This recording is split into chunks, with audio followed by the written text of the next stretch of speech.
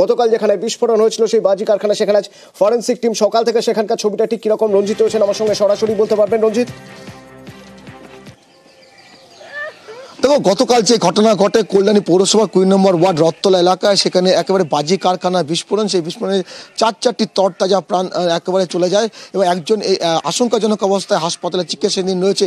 এবং গতকাল একেবারে গুরুত্বপূর্ণ একটি বিষয় কিন্তু উঠে আসে, যেখানে দেখা যাচ্ছিল, আমরাই তুলে ধরেছিলাম যে টিউবওয়েলের জল ট্যাপ করে ফায়ার ব্রিগেডের কর্মীরা তারা সেই আগুন নেভানোর কাজ করছে। পুলিশের ঘটনাস্থলে ছিল, স্থানীয় বাসিন্দা সহযোগিতা হাত পেয়েছিল, ফায়ার ব্রিগেডের গাড়ি ঢুকতে পারেনি এই এলাকায়। তবে আজ সকাল থেকে একটু দেখার চেষ্টা করব যে একটা থমথমে এলাকা, যে এলাকা যে বাজি কারখানা ছিল সেটা ধ্বংসস্তূপে পরিণত হয়েছে এবং বাজি তৈরির যে র মেটেরিয়াল সেগুলো যেমন পড়ে রয়েছে, একাধিক জায়গায় ছড়িয়ে ছিটিয়ে রয়েছে এবং যে ঘরটি ছিল সে বিস্ফোরণের ফলে তার ছিটকে উড়ে যায় অনেকটা জায়গা জুড়ে এবং আশেপাশে যে বাড়ি তার সব পুরো এলাকাগুলো থমথমে রয়েছে, পুলিশি নিরাপত্তা রয়েছে।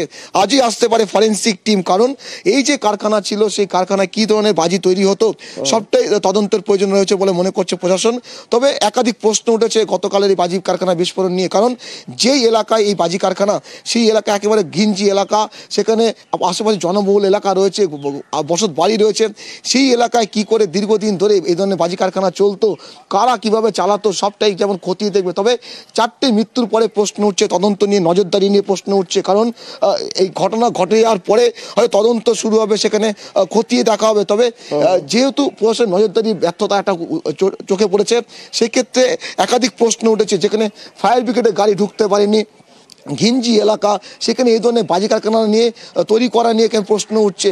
ফলে 4টে মৃত্যুর পরে আবার হয়তো তদন্ত শুরু হবে। ফরেনসিক টিম কখন পৌঁছবে এখানে?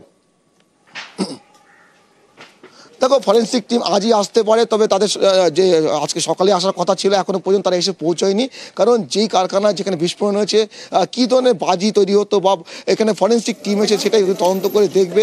পাশাপাশি চারটি মৃতদেহ এখানে পড়েছিল এবং একজন আশঙ্কাজনক অবস্থায় হাসপাতালে এখনো চিকিৎসাধীন। ফলে ও পুরো বিষয়টি নিয়ে তদন্ত। ফরেন্সিক টিম যখন ঘুরে দেখবেন আমরাও দেখাবো রঞ্জিত, আমরা তোমার মাধ্যমে দেখাবো যে তারা ঠিক কোন কোন নথিগুলো দেখছেন, কোন জায়গায় তারা গুরুত্ব দিচ্ছেন। আপাতত ধন্যবাদ। 3টে